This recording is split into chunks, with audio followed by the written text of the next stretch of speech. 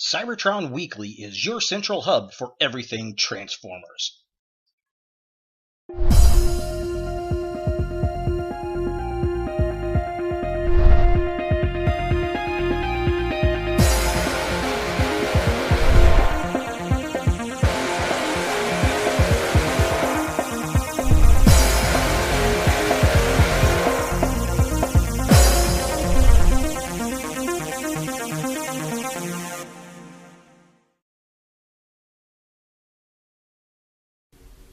Hey guys, Ultramaximus back with another Transformers review. Today we're taking a look at another third-party figure, and it's the MGT-06 Shadow Assassin.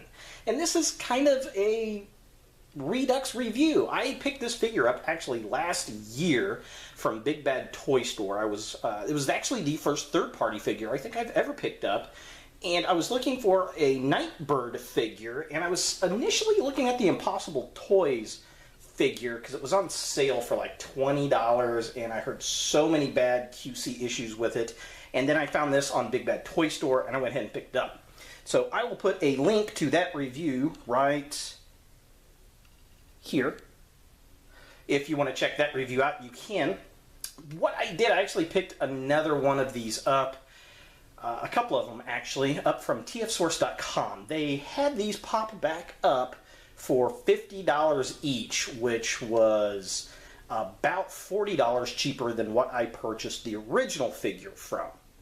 Now, I wasn't sure if this was a reissue, if it was a warehouse find, what was going on, so I went ahead and picked one up to review, and I wanted to compare it to the original figure to see if it was a reissue, a repaint, or if anything was actually different with it. I'm not sure, so I went ahead and picked it up. So let's go ahead and take a look at this figure and compare it to the original Shadow Assassin. So here we have the Shadow Assassin packaging. It looks really cool. I like it. It's a black box. It's got this kind of light gray grid. We have a great outline of Nightbird or Shadow Assassin here. Some Japanese I cannot read, although I think that says Shadow Assassin. And it says MGT-06 limited collect, and limited is misspelled. So that kind of has a look of the old G1 vibe, which is really cool. And that is because, if you don't know, Shadow Assassin is supposed to be a third-party take on Nightbird, which was a character in the original G1 show. So definitely go check it out. Probably one of the best episodes of G1, in my opinion. But yeah, definitely funny because it is misspelled.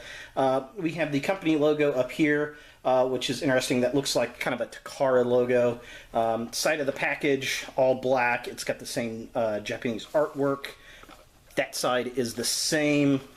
Underneath has Shadow Assassin with the Japanese artwork.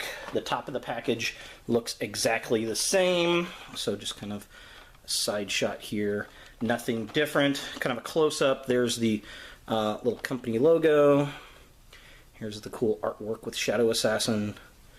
Definitely cool. And then, yeah, limited 2 eyes. Collect. Cracks me up. Here's the back of the package. Very plain. Again, black. It's got the same verbiage here. In English, it says ages 15 and up. And then a lot of Japanese that I cannot read with a warning that's in English. So kind of interesting. Nothing too terribly exciting. Yeah, definitely interesting. So let's go ahead and compare this Shadow Assassin to the original box that I got a year ago. Alright, so here are the two boxes. On the left side, we have got the package that I received with the first figure last year. That was the original run that I know of. And then this is the package for the figure that I got here recently. The reissue. So, yeah, they look exactly the same to me. They are the same color. They've got the same logo, the same artwork. Everything is here the same. It's even misspelled like it is there. I do not see any difference at all in the package. Top of the boxes look exactly the same. So there is nothing really off the cuff, at least with the packaging, that tells me this is any different than the original figure. So let's go ahead and get Shadow Assassin out of the package, take a look at her, and then compare her to the original figure. So here is what you get out of the package. This is pretty much the same thing that I got in the original figure. It's funny because we got the robot, we've got the lightsaber piece down here, the nunchucks, and some other baton stuff. And it's got spots for the size and the little Chinese stars and the grappling hook, but they're not actually in there. They come in a bag that is separate along with the little base and then the instructions. So that into itself is kind of interesting. Alright, so once we get the little bag opened up, it comes with the instructions on what to do with the figure and some of the accessories, which is the same that we got in the original. I don't see any difference there. We've got little die-cast silver stars, so we'll compare those. We've got a little die-cast grappling hook, which is pretty cool. And she comes with her little die-cast golden size, which is exactly what she had before. We get a little base that has a piece of metal in it because she's got feet. This is to replicate the little sensor pad from the G1 episode, and it acts like a stand, which is very cool. I always liked that. And then we get a little trader card that has her kind of like Unicron forming Galvatron in this really cool artwork pose. It is a limited edition, number 750, just like the other one. And then we got a bunch of Japanese on the back. I'm going to have to find my other card and see what the number was on the one I had. So yeah, so far it's looking like the exact same figure. Alright, so I did find my collector card for the original figure. So just really fast, here is the collector card that came with this particular figure. It's number 750. So that's interesting. And then the card that I had, the figure that I got, was figure number 27. So my figure is way farther down on the totem pole than this particular figure. It looks like a first run model to me. So let's go ahead and get her out of the package and then compare the toy to the original. Here we have Shadow Assassin, or Nightbird, freed from her plastic casing, and this is still a gorgeous figure. I really, really do like the figure. I think this is the best interpretation of Nightbird that we have received in Transformers fandom.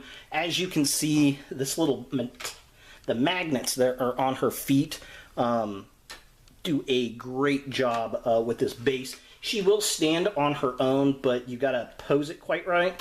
I just like to leave her on the metal stand because, I mean, it just balances perfect. I love it. A couple of the accessories really quick. So here is the little nunchucks with the metal, gold metal chain. I really dig that. I love the die-cast parts that come with her. And then I put together the lightsaber. Now, the lightsaber hilt, there's another piece, another hilt just like it. There's a gray piece, so you can make that into a baton, but you really want the lightsaber for the episode. Which is funny, that episode actually uses the sound effect for the lightsaber, which is kind of interesting. And then later on, Transformers the movie, the guy who directs Transformers the movie actually helped design the lightsaber look, which is pretty cool. The figure itself, the sculpt, very, very nice. I'll get to focus here.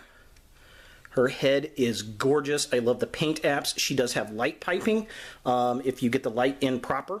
The body sculpt is really nice. We got the purple around the waist, the diamond, the gold star, absolutely love it. She does have articulation in her hands and on her fingers. She's got a ball joint at the shoulder up here. She's got an elbow joint. She has hip swivel, well, I guess boob swivel. Her head does have some swivel action. It is kind of limited. She does have the knees, and then she's got the ankles, and she has toe articulation, which is pretty darn interesting. But overall, this thing is sculpted wonderfully. The other cool thing is there's a spot back here to put your nunchucks, which I really did dig, and then we've got these little rockets that, if I can get this one to open, there we go. These little rockets in the backpack, which I don't know if she had that in the show. I have to go back and watch. But yeah, I really like that, and the fact that Underneath, we got red, and then if you notice, there are hydraulics that actually work with it, and I love that. Some other nice features on this figure.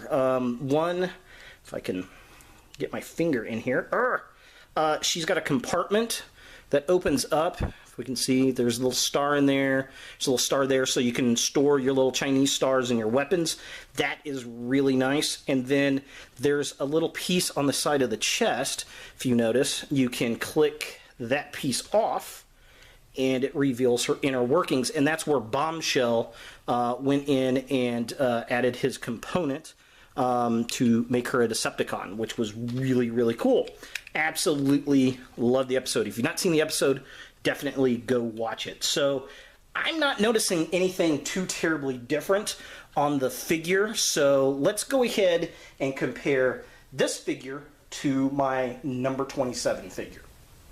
Alright, so here we have both Shadow Assassin figures. On the left, I've got the first figure, number 27 that I own, and then I picked up number 750 here. They're the same figure. Absolutely 100% the same. There is no color variation to the figures. They have all the same exact weapons. Every single bit is exactly the same. So I'm going to have to say that this is not a reissue, but I think this is a warehouse find from tfsource.com. Somewhere, somehow, they found a lot of these figures, and that's pretty cool for the collector. Especially at the time of this recording, it was for $50, which I highly, highly think is a great price. Now, I've got mine all weaponed up. The only drawback to this figure are these rubber bands. If I can get it to focus here. Focus. If you notice on the forearms, there are some white rubber bands. That's what's used to hold her little size on. Ah, man, that is so unfortunate. I wish they had a clamp like they did here on the back of the jetpack for the forearms to put that in there. That would have made this a 100% perfect figure. Unfortunately, they didn't do that, but with the rest of the figure, I can't really complain too terribly much. For comparison, here we have the Shadow Assassin, aka NOT Nightbird, next to the Generations Voyager class Whirl. Here she is next to the Marvel Legends Spider-Man 2099. Here she is next to a Takara Legends figure, the Deluxe class RC. Here we have the Shadow Assassin next to the Takara Transformers Adventure Warrior class Nemesis Prime. Here's Shadow Assassin next to the Transformers Prime Voyager class Starscream, which in the original G1 episode, she kicked the crap out of Starscream, and it was awesome. And finally, here she is next to her master, well, kind of, the Transformers Prime Voyager class Megatron. I actually would have liked to have seen Nightbird make an appearance on Transformers Prime. I think this version of Megatron would have really utilized this robotic ninja, and it would have been a great scene with the Prime Starscream as well. So is Shadow Assassin a figure that you want in your Transformers collection? Yes, yes, yes. All day long, yes, this is a figure that you want. Especially if you are a G1 fan and you like the Nightbird character. We never got an official Nightbird character from Hasbro from the G1 show. I mean, she's not an actual Transformer, she never transforms, but she's a robotic ninja that kicks ass. Again, one of the best episodes of the series. If you have not seen the episode, I will put a link to the episode right here. Definitely check it out. It's one of my favorites, absolutely, of the series. I wish the character came back. I would have loved to see this character on Transformers Prime. Just a wonderful character, and this is a beautiful representation of her. So it's kind of cool to see that this wasn't a reissue, but in fact a warehouse find of the figure, and the price is right. $50. You can't go wrong with the quality of this figure. I highly recommend it. So definitely check out tfsource.com. I will put a link to the website where you can actually buy this figure in the description below. So if you're interested, go ahead and pick them up before they are gone.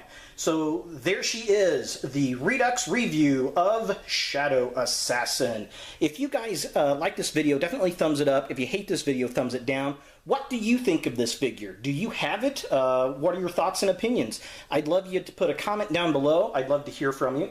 And thanks again for subscribing to my channel, sharing my videos. I do appreciate it. And as always, look for more videos in the future.